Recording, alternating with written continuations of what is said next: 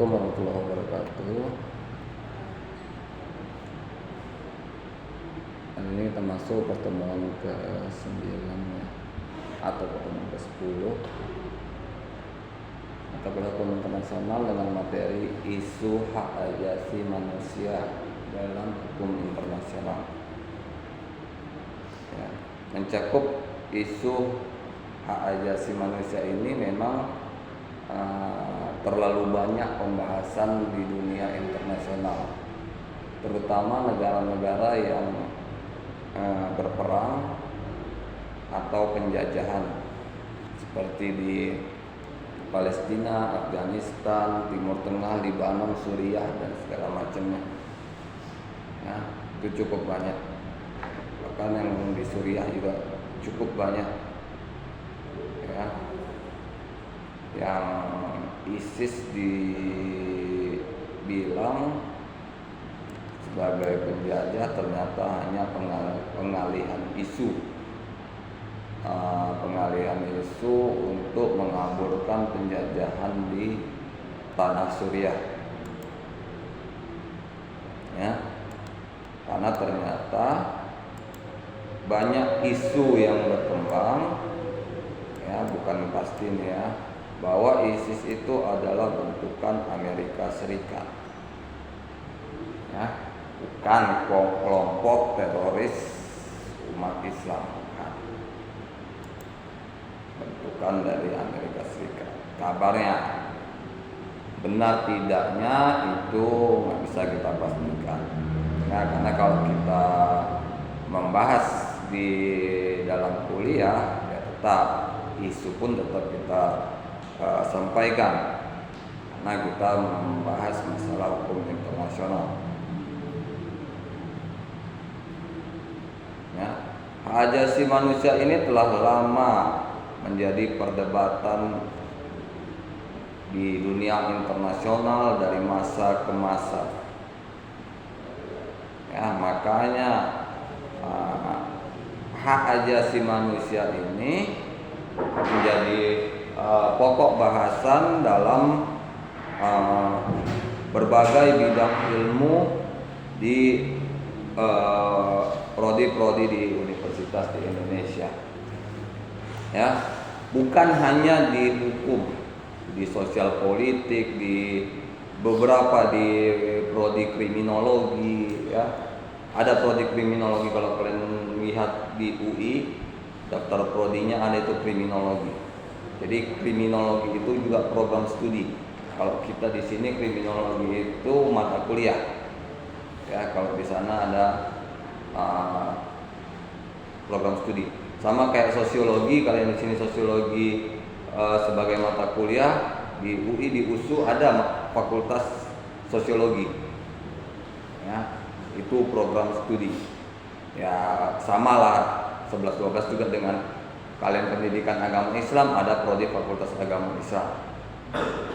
Jadi hak asasi manusia ini karena bersentuhan langsung dengan manusia, kepentingan manusia, kepentingan umat manusia, maka kajiannya bisa dikaji dalam beberapa aspek. Ya, bahkan mungkin juga ya, saya belum tahu pasti ya, di Fakultas Kedokteran atau Kesehatan Masyarakat pun ada hak asasi manusia ini, tapi dalam aspek bidang kesehatan. Ya, saya rasa ada pembahasannya. Tapi kalau mata kuliahnya saya nggak berani jamin ada apa tidak. Kalau kalian ngambil di S2, kadang di S2 itu ada mata kuliah hak asasi manusia. Ya, hukum dan hak asasi manusia. Judul mata kuliah saya S2 itu ada. Saya S2 di WISU, saduran dari S2 USU. Mata kuliahnya hampir mirip dengan USU. Ya. Kalau Hasanah HAM ini dalam bidang hukum itu masuk dalam kelompok hukum tata negara, ya, karena berkaitan dengan pengakuan HAM dalam konstitusi dan peraturan perundang-undangan di setiap negara. Ya. Masuk dia ke bagian hukum tata negara karena memang dia harus ada pengakuan dari negara tersebut terhadap HAM. Ya. Pertama pengakuan dulu. Setelah negara itu mengakui akan adanya perlindungan HAM, selanjutnya mereka akan bersama-sama memperjuangkan nilai-nilai HAM itu ditegakkan, terutama di wilayah mereka. Ya, makanya nggak heran kita sejak reformasi 98 itu banyak isu-isu HAM yang dimulai dari kekerasan 98. Ya, harusnya kita sebagai anak hukum atau fakultas sejarah atau apapun itu yang berkaitan langsung dengan gerakan-gerakan aktivis tahu seperti itu. Ya. HAM ini juga diakui di dunia internasional dengan munculnya beberapa instrumen dalam hal pembahasan HAM. Ya. Hukum internasional dan HAM itu adalah dua hal yang dapat dibedakan. Yakni hukum internasional merupakan seperangkat prinsip dan norma hukum yang melandasi hubungan antar subjek hukum internasional dan mengatur persoalan hukum publik yang bersifat lintas batas negara. Itu kalau hukum internasional. Ya, kalau HAM itu seperangkat hak yang melekat pada semua umat manusia tanpa memandang kewarganegaraan, tempat tinggal, jenis kelamin, asal bangsa atau etnis, warna kulit, agama, bahasa, dan status sosial lainnya. Ya, jadi jelas kalau masalah HAM ini bukan hanya kalau kita sebagai warga negara Indonesia, KTP Indonesia atau paspor Indonesia bukan hanya dilindungi di Indonesia, tapi di seluruh dunia. Ya, kalian berada di luar negeri, terjadi pelecehan, kalian bisa melaporkan ke kepolisian setempat. Ya, ada yang hal-hal seperti itu yang mengaturnya. Ya. Kalau dalam peraturan perundang-undangan Indonesia, HAM didefinisikan sebagai seperangkat hak yang melekat pada hakikat dan keberadaan manusia sebagai makhluk Tuhan yang Maha Esa, yang merupakan anugerahnya yang wajib dihormati, dijunjung tinggi dan dilindungi negara, hukum, pemerintahan, dan setiap orang demi kehormatan serta perlindungan harkat dan martabat manusia. Ya, jadi HAM ini adalah hak yang diperoleh seseorang semenjak dia lahir ke dunia. Ya, semenjak dia dilahirkan oleh orang tuanya, sudah melekat hak asasi manusia terhadap dirinya, yang terutama adalah hak untuk hidup. Ya, hak untuk hidup dalam hal nggak ada yang boleh mengakhiri hidupnya kecuali Allah atau Tuhan.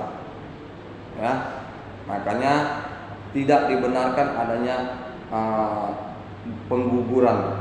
Ya, kalau kalian minta pun ke rumah sakit itu nggak akan ada, kecuali memang harus digugurkan, kalau enggak ibunya meninggal. Ya, itu baru boleh. Itu pun dengan pertimbangan yang benar, harus ada penilaian dari 3 dokter spesialis kandungan bahwa kalau anaknya ini dipertahankan untuk dilahirkan, anaknya nggak selamat, ibunya pun meninggal, itu anaknya wajib dikeluarkan walaupun dia mati. Ya, itu pun harus tanda tangan suami atau orang tua si perempuan, karena rumah sakit juga tidak mau dituntut. Dia hanya memberikan penjelasan tentang keadaan kesehatan si ibu. Ya. Makanya hati-hati kalau kalian kemanapun, istilahnya kalau seorang perempuan mau melakukan pengguguran di rumah sakit manapun, pasti tidak. Paling hanya ke dukun-dukun yang tidak bertanggung jawab. dukun beranak yang tidak punya izin mungkin. Nah, yang tidak tahu, yang tidak bisa juga menjamin resikonya. Kalau di Jawa itu mungkin masih ada, tapi saya nggak bisa pastikan juga ya. Nah, karena banyak juga yang ternyata meninggal karena pendarahan dan segala macam. Hati-hati ya. Kenapa dilarang? Pasti ada sebabnya. Bukan hanya kalau agama sudah melarang, sebab dan akibatnya bukan hanya terhadap agama, tapi pastinya juga terhadap kesehatan dan kehidupan dari si ibu. Ya. Karena semua larangan dalam agama sudah diteliti, sudah diuji oleh ilmuwan-ilmuwan terkemuka di dunia. Ternyata memang benar kalau larangan dari dari agama itu memang harus dilarang, ya, karena tidak baik untuk kesehatan. Kalau rumah sakit memiliki akreditasi apa? Ada, ya, semenjak saya nggak tahu nih akreditasi ini pasti dari tahun berapa ya. Mulai dari kalau nggak salah mulai dari SMA yang terakreditasi. SMA terakreditasi saya rasa 2010-2011 itu. Masuk SMA sekolah ya, bukan SMA aja, sekolah dari SD SMP SMA, sekolah terakreditasi, baru rumah sakit, baru perguruan tinggi. Dulu perguruan tinggi pun tidak ada akreditasi. Saya dulu sekolah perguruan tinggi tidak ada akreditasi. Prodi ada, ya. Jadi saya nggak akreditasi ini menilai kelayakan dari si lembaga yang diteliti. Kalau rumah sakit berarti rumah sakit, ya. Nah, hati-hati, rumah sakit itu sekarang sangat amat rentan. Banyak rumah sakit yang gulung tikar, ya, selama masa COVID. Bahkan rumah sakit sebesar Permata Bunda hilang. Karena apa? Saya nggak berani jamin pasti, kabarnya karena utang BPJS. Ya. Sampai Garuda Plaza Hotel pun hampir mati, atau mungkin sekarang udah mati, saya nggak tahu. Itu sama pemiliknya, GPH dengan Permata Bunda dengan Penerbit Maju, itu satu pemilik. Keluarga Arbi sekarang yang megang pewarisnya, abang beradik semua, ya. Makanya rumah sakit, kabarnya rumah sakitnya mau diaktifkan lagi. Makanya rumah sakitnya sampai sekarang ini peralatannya masih lengkap dan dijaga satpam, ya. Ada satpam memang. Kalau masalah seramnya memang dari dulu memang udah seperti itu.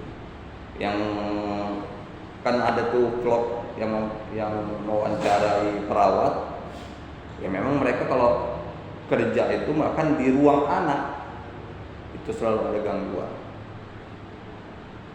ya. Jadi itulah seharusnya kalau di Indonesia ini saya harapkan harusnya sekolah, rumah sakit atau lembaga-lembaga sosial lainnya jangan sampai tutup, ya, karena itu yang dibutuhkan masyarakat. Kecuali memang sekolahnya sudah menyimpang, negara harus berani. Seperti yang lagi viral sekarang, pondok pesantren Al Zaitun, ya. Kita menunggu keberanian MUI menyatakan itu dilarang. Sampai sekarang belum ada, ya. Kita menunggu Diknas atau Kementerian Agama untuk mencabut izin pesantrennya. Tapi kenapa nggak dicabut? Padahal sudah banyak laporan ke situ, ya.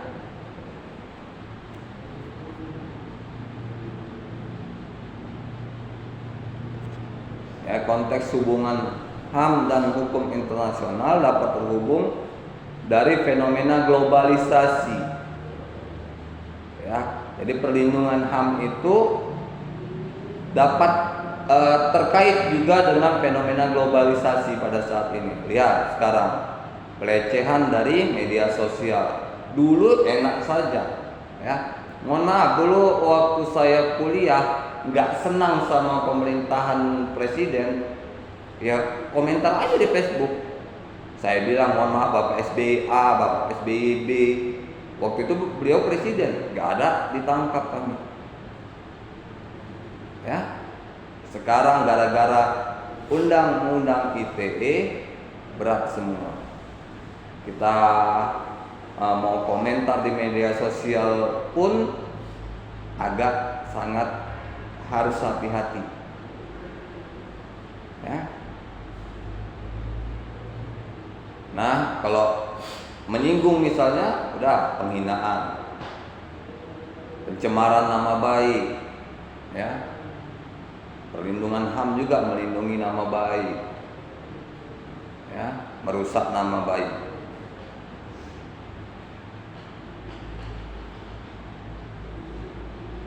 Misalnya universalitas hak asasi manusia,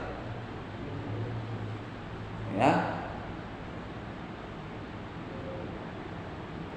Apa ini bahwa hak asasi manusia ini harus diterima oleh negara-negara perserikatan bangsa-bangsa, ya, terhadap lembaga yang sudah dibentuk Universal Declaration of Human Rights, ya. Dengan gabungnya mereka menyadari akan perlunya perlindungan terhadap hak asasi manusia. Ya, hebohnya hak asasi manusia ini seperti saya bilang mulai dari perang-perang yang ada di Timur Tengah dan di Afrika. Ya, baru sibuk orang membicarakan hak asasi manusia. Ya, KDRT juga dibilang hak asasi manusia. Ya. Anak-anak di sekolah dipukul gurunya juga kekerasan terhadap anak-anak, hak asasi manusia. Serba salah. Jadi sekarang pun guru kalau mau ngajar pun serba ketakutan. Ya. Kalau dulu saya sekolah di Libas Serotan itu sekelas ya, bukan saya sendiri, hampir tiap minggu ada yang kena libas. Suruh hafalan juz 30. Nggak ada setoran di minggu saat masuk mata pelajarannya, kena libas. Yang laki-laki celananya gulung di Libas Serotan, yang perempuan celananya nggak usah gulung di Libas Serotan. Coba itu dilaksanakan sekarang. Kalau enggak emaknya ngelapor ke polisi. Kalau dulu kami di Libas Biru nggak berani ngadu sama orang tua. Ya, kenapa? Ngadu ke orang tua makin dilibas. Makanya kalau dibilang kok jalannya pincang, tadi olahraga main bola, berbohong sama orang tua. Ya. Dimana dulu sangat dihormatinya guru, sekarang ya, gara-gara beberapa peraturan guru ketakutan. Banyak kan kita lihat video kan, yang guru memukul muridnya, orang tuanya datang, terjadi perselisihan, nggak senang lapor polisi.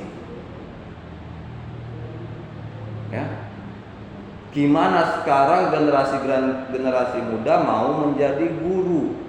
Kalau guru sudah ditakut-takuti. Gaji guru sedikit ya selama. Boleh kalian cek. FKIP bukan hanya di Sumatera Utara, bahkan di Jawa semalam ada tim visitasi dari STQ Priyama ya datang. Mereka guru-guru besar dari FKIP di Jawa. Ya, apa dibilang mereka? Untuk mencari mahasiswa di FKIP dengan nama universitas sudah terkemuka saja, universitas yang sudah besar saja, itu susah. Ya, kalau orang mau ngambil misalnya FKIP matematika, orang yang dimiliki mana? MIPA. Kenapa?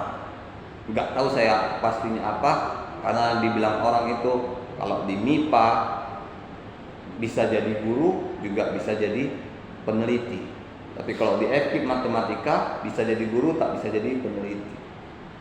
Jadi fokusnya kalau kalian ngambil FKIP ya udah jadi guru. Ya. Kalau matematika kalian bisa kerja di lab, guru nggak bisa kerja di lab. Ya. Kalau MIPA dia gelarnya SSI, sarjana sains. Kenapa? Karena ketakutan, perlindungan terhadap anak. Ya. Dibuat perlindungan terhadap anak. Ya. Anak dipukul, orang tua lapor polisi. Ya, kalau kayak gini terus lama-lama guru pun takut untuk pergi ke sekolah. Dia buat bimbel aja di rumah, tuh berduit juga. Ya kan? Sekolah sepi, nggak ada guru yang ngajar, mau gimana?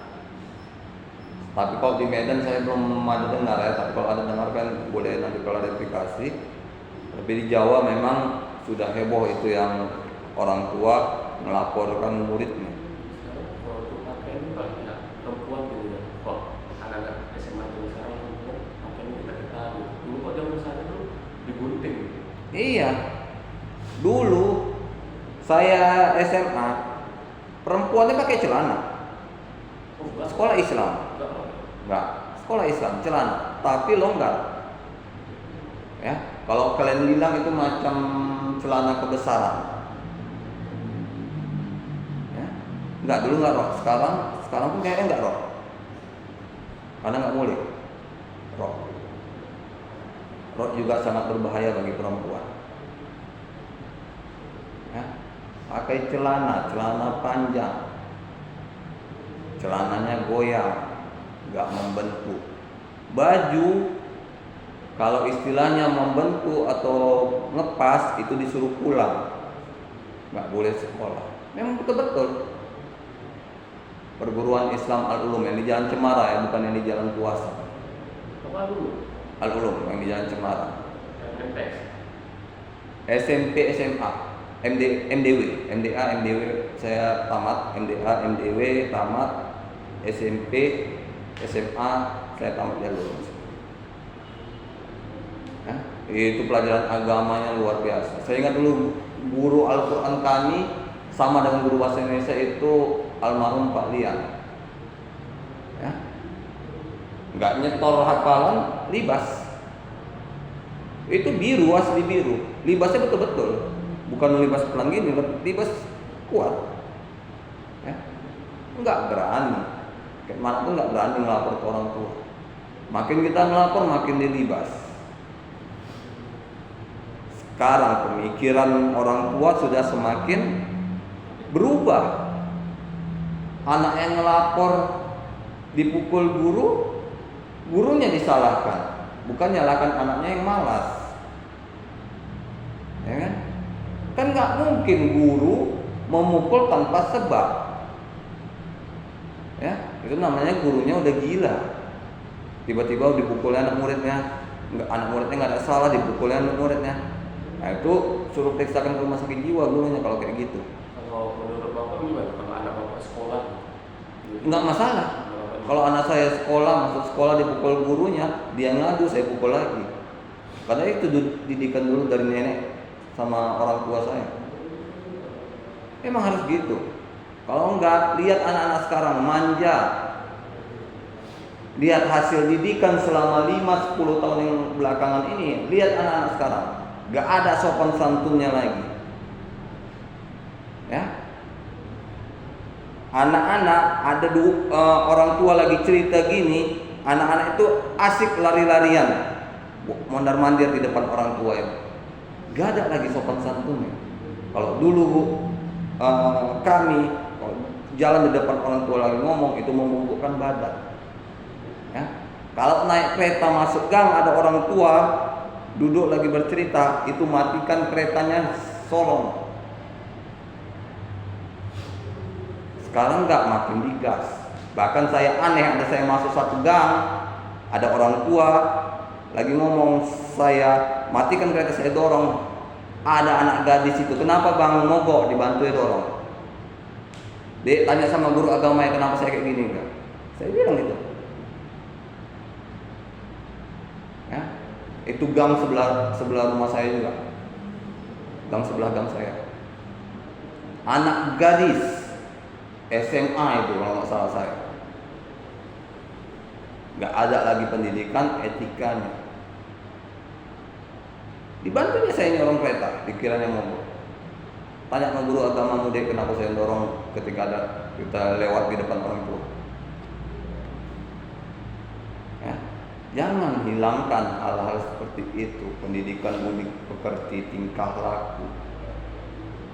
Ya, kalian nanti misalnya berkeluarga, punya anak, kalian kasih anak kalian HP, selamatlah kalian sudah menjerumuskan anak kalian ke lubang kehancuran. Jangan kasih HP. Kasih HP saat dia ngerti megang HP. Kapan? SMP kelas 1, kelas 2, kelas 3. Jangan TK udah dikasih HP, dikasih iPhone, apa gunanya? Apa yang bisa ditonton dia di situ? Makanya zaman sekarang SMP bawa mobil. Makanya dulu nggak ada, saya SMA jalan kaki. Rumah saya memang nggak jauh dari Alulu. Saat les selesai ya, 3 bulan terakhir sebelum UN itu baru naik kereta. Karena les, ya, itu dari pagi sampai jam 6, dari jam setengah 8 sampai jam 6 di sekolah. Dikasihlah bawa kereta karena lama. Karena siang mau pulang, makan siang ke rumah. Dekat rumah saya ke Alulum itu. Ya. Itu nilai-nilai seperti itu yang tertanam dalam masyarakat, itu harus dibiasakan. Kalian nanti berkeluarga buat seperti itu. Ya, istri kalian nggak setuju, suami kalian nggak setuju, bantai kalian buat seperti itu.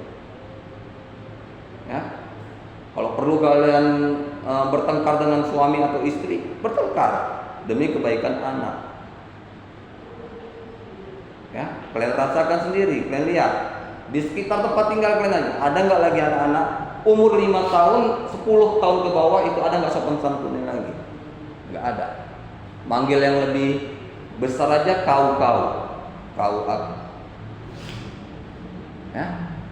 Yang jelas dia SD, manggil yang SMA kau aku. Ya, nggak ada lagi jenjang sosial di masyarakat. Ya. Apalagi yang berubah, kalau dulu kami, ya, pagi sekolah, siang ngaji sampai sore, udah pulang jam 5, ya bisa main-main, istirahat, sholat maghrib, habis sholat maghrib ngaji lagi di gang belakang. Anak-anak sekarang dia udah kelas 1 SMP, baca alif ba ta aja pun nggak pernah. Ya, sebelah rumah saya. Masuk pula dia sekolah Islam. Saya bilang, gimana mau tamatnya? Masuk pula dia Al-Wasliyah. Gimana mau tamatnya? Anak Al-Wasliyah harus bisa baca kitab kuning, kitab gundul. Jangan dimanjakan anak. Itulah produksi anak yang dikasih HP. Ya, yang dibiarkan anak ke warnet. Jangan. Kalau udah ketahuan anak ke warnet, besok jangan kasih lagi jajan. Kasih jajan yang dia nggak bisa ke warnet. Berapa misalnya? 2.000, kasih 2.000. 1.000, kasih dia 1.000. Bukan kejam, itulah cara kita mendidik anak. Ya, jangan pulang sekolah dan kasih dia jajan 5.000, main warnet deh. Kalian tes kalau nggak percaya. Pulang sekolah, adik kalian ada, kalian kasih jajan 5.000 kalau nggak ke warnet deh.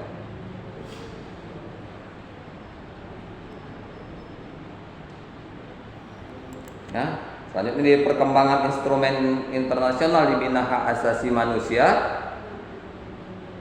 Ya, kalau di literatur hukum internasional banyak yang mengatur hak asasi manusia, bahkan setiap negara mengaturnya.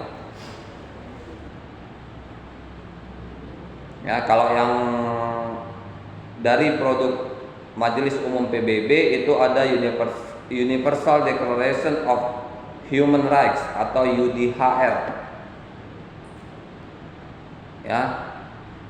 Instrumen PBB pada tahun 1948.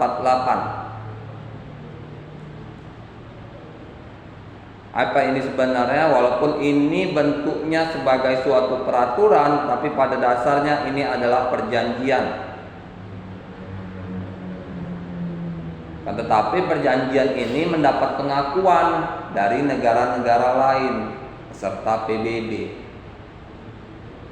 Ya, jadi kalau perjanjian itu dapat pengakuan dari negara-negara lain yang sesama peserta anggota PBB, maka itu bisa jadi peraturan, aturan yang mengatur. Ya.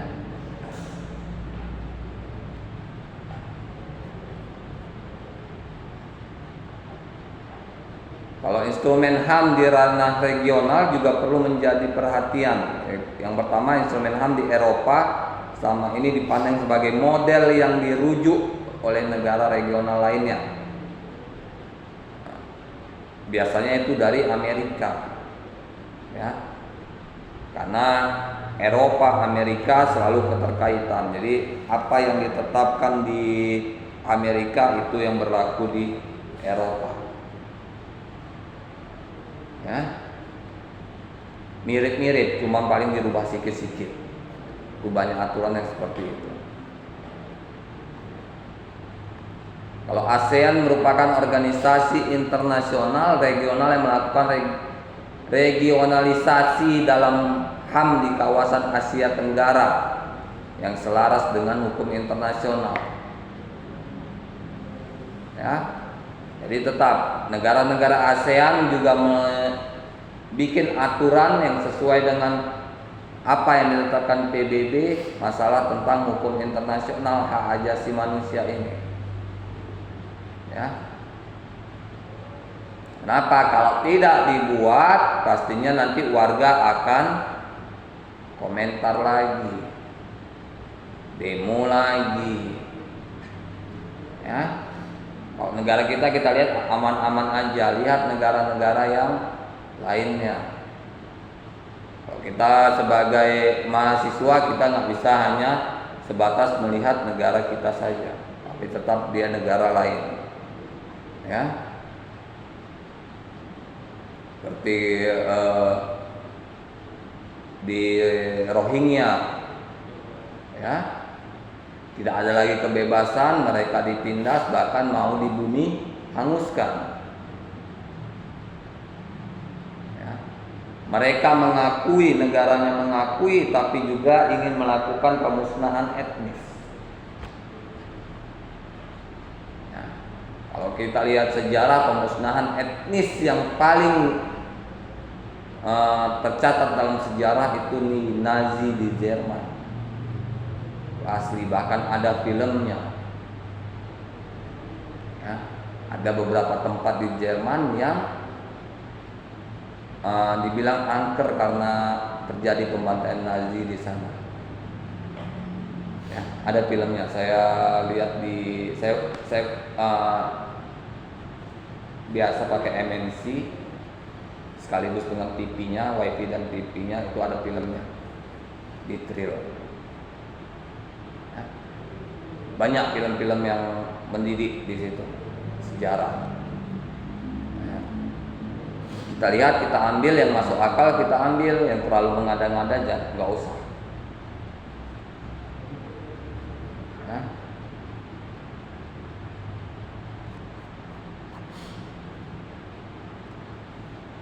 Lanjutnya lembaga hak asasi manusia internasional yang pertama, Charter-based Human Rights Bodies and Treaty-based Human Rights Bodies.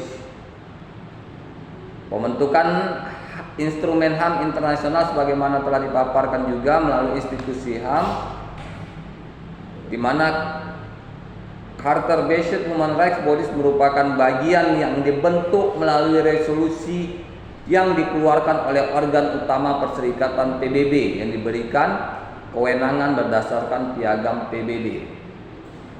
Ya. Jadi dari PBB itu banyak organ-organnya, banyak lembaga-lembaganya. Setiap lembaga itu bisa membuat peraturan yang mencakup semua, ya, yang berhubungan dengan masyarakat.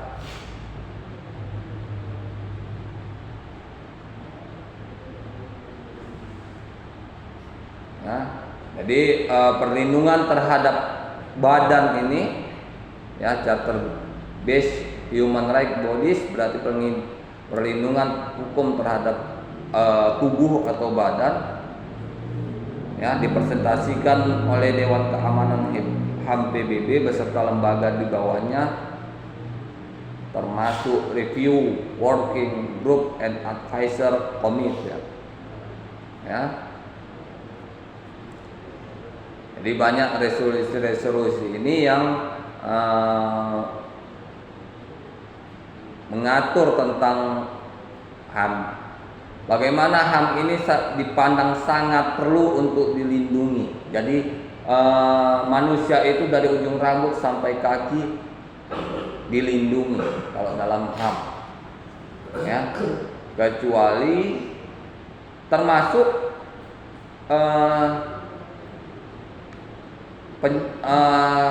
penyiksaan terhadap diri sendiri itu dihukum, ya. Misalnya upaya bunuh diri itu dipidana, ada aturan pidananya.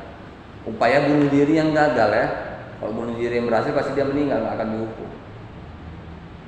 Nah, kalau upaya bunuh diri ternyata ditolong orang selamat, masuk rumah sakit, selesai keluar rumah sakit pasti ditahan polisi, ditanya. Ya, ada di Undang-Undang Kesehatan. Ya, Undang-Undang Kesehatan itu juga representasi dari perlindungan HAM. Ya, yang tidak boleh donor organ dalam bentuk apapun kecuali dalam keadaan darurat dan memiliki hubungan darah. Memiliki hubungan darah langsung. Maka nggak ada di sini di Indonesia itu jual beli organ, nggak ada. Sangat melindungi terhadap body atau tubuh. Ya, tapi kalau di luar negeri kalian mungkin dengar, ya kan, satu ginjal harganya 300 juta, paru harganya 1 miliar. Memang ada, tapi di Indonesia tidak, sudah dilarang dari dulu.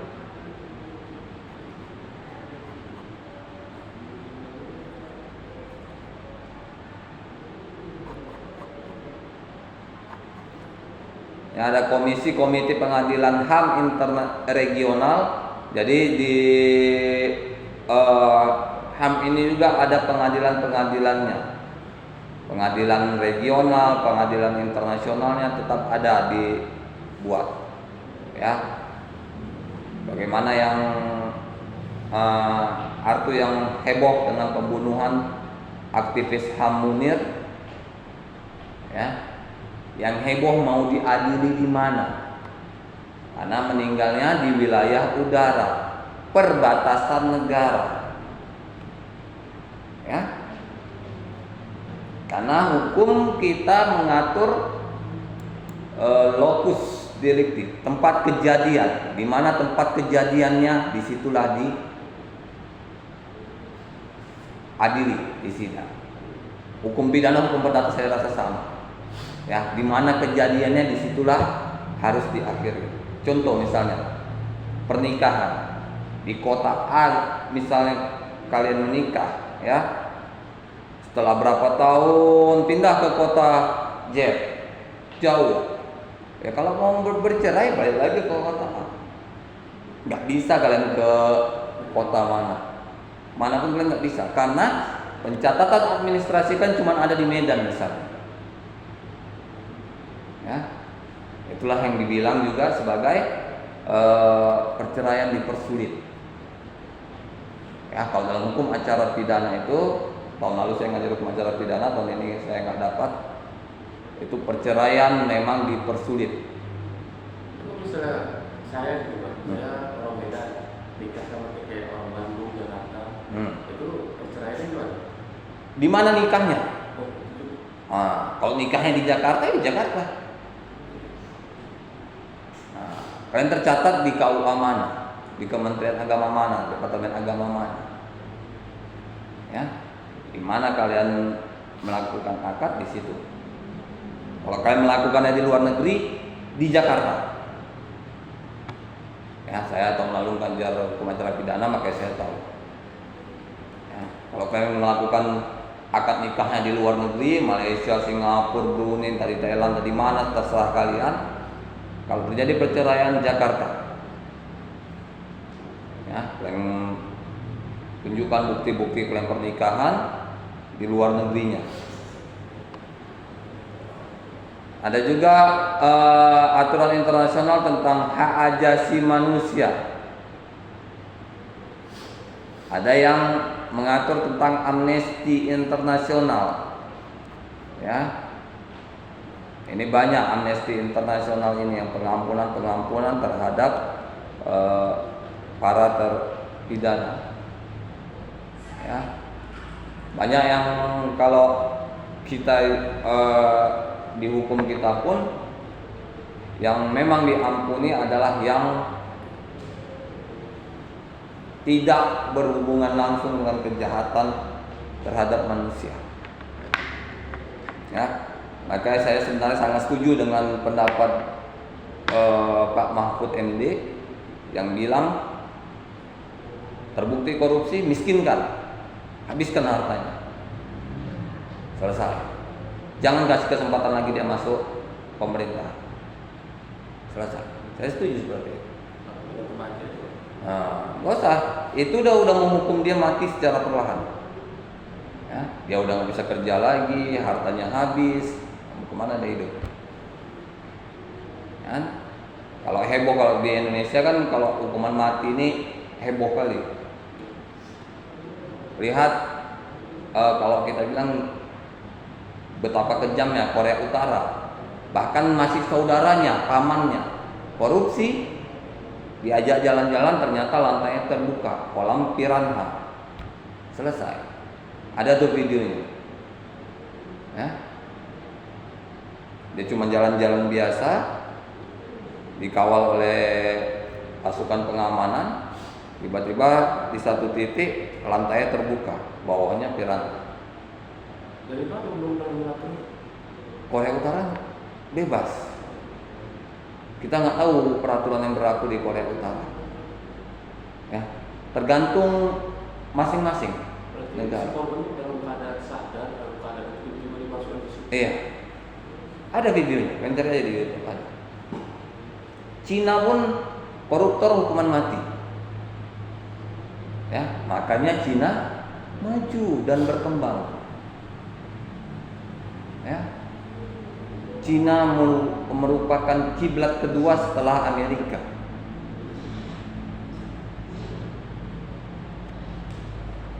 Kenapa? Karena negaranya berani. Kita sebenarnya berani, cuman karena masyarakat demo, ya mulai lunak, ya. Sama kayak sekarang ini yang heboh perlindungan terhadap perempuan dan anak. Banyak di berita kita lihat misalnya yang anak-anak baru lahir dibuang. Ya. Seharusnya kita sadar kalau memang kita tidak ingin melahirkan anak, jangan berbuat. Kalau memang sudah terjadi dan lahir anaknya, titipkan aja ke panti asuhan. Jumpai ibu pantinya, jumpai bapak pantinya, titip. Selesai. Kita nggak berurusan hukum, kita nggak kena sanksi apa-apa. Kita nyerahkan bagus-bagus. Kita lengkapi datanya. Ngasih ke panti harus lengkap datanya, aktunya kasih, apa semua kasih. Apalagi anak perempuan harus lengkap semua silsilahnya, karena nanti saat anak ini mau menikah harus pihak panti pasti nyari lagi keluarganya, nggak bisa pihak panti menikahkan. Ya, makanya kalau menikah itu saya bilang anak itu sangat dilindungi. Kalau menikah pun ini anak perempuan harus dicari tahu silsilahnya. Mohon maaf kalau anak luar menikah, ya, ayahnya walaupun itu ayah biologisnya nggak berhak untuk menikahkan. Ya, makanya nanti kalau kalian punya anak, misalnya amit-amit misalnya punya anak luar nikah, ya, perempuan saat dewasa, saat nikah jangan suruh suami kalian menikahkan, nggak punya hak dia. Dan dia nggak bisa pakai binti bapaknya juga. Nggak bisa, dia pakai binti ibunya, karena dia nggak punya garis keturunan ke bapaknya, dia punya garis keturunan ke ibunya. Jadi yang bisa menikahkan dia adalah abang ibunya, adik ibunya, bapak ibunya, kakek ibunya. Hukum Islam mengatur itu juga. Ya. Kalau kalian langgar ini, berarti pernikahannya nggak sah, dia berzina seumur hidup. Yang tahu juga bertanggung jawab. Ya. Kalian tahu, kalian perempuan tahu kalau perkawinan ini nggak sah, kalian perkawinannya sah tapi anaknya ini tidak bisa pakai bin bapaknya, ya, tapi kalian biarkan pakai bin bapaknya, nikah pun kalian biarkan pakai bin bapaknya, kalian harus bertanggung jawab nanti dunia akhirat. Ya, kalian boleh tanya sama guru agama kalian, apa hukumnya pemutusan nasab? Luar biasa. Memutuskan nasab, hukumnya dunia akhirat. Dunia dibikin merasa bersalah, melarat, ya. Akhirat arwahnya terkatung-katung antara langit dan bumi, nggak masuk surga, nggak masuk neraka. Masih mending masuk neraka, tahu kepastian masuk neraka, ya, daripada nggak masuk surga, nggak masuk neraka. Orang semua udah masuk surga, udah masuk neraka, dia nggak masuk. Jangan sampai. Kalau memang kalian ngangkat anak dari panti asuhan, minta file-filenya, minta berkas-berkasnya. Kalian nggak berhak memasangkan nama kalian di anak itu. Tetap pakai nama bapaknya.